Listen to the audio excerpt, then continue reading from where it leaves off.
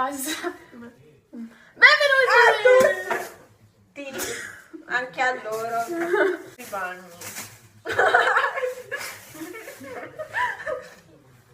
Dove va?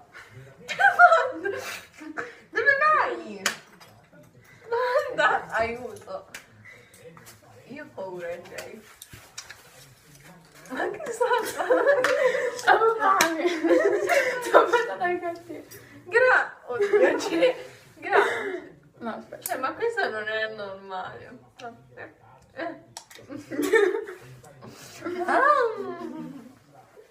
Oddio, Giulia!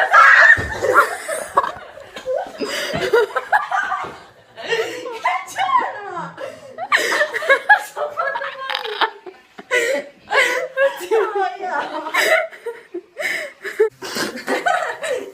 Oddio.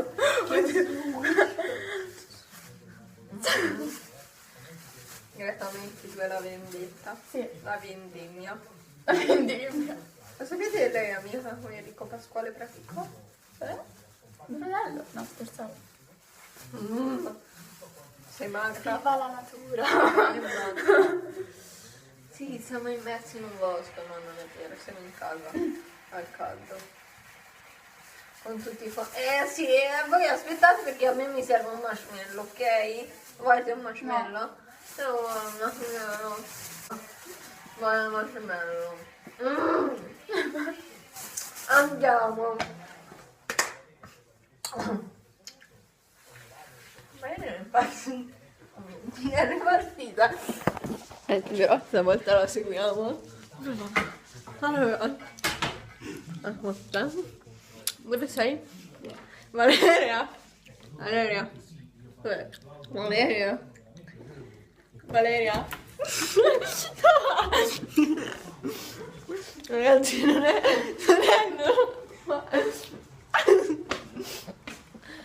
normale. Valeria? Sì. E c'è una donna. Valeria? Ragazzi, oddio. Sale ancora. La scalatrice ci sta. Ciao. Guardate che pensatrice. Non riesco manco a inquadrata quanto. Tanto. Molto. È freddo, ciao, io rientro in casa. Ah. No. Non mi prenderai una.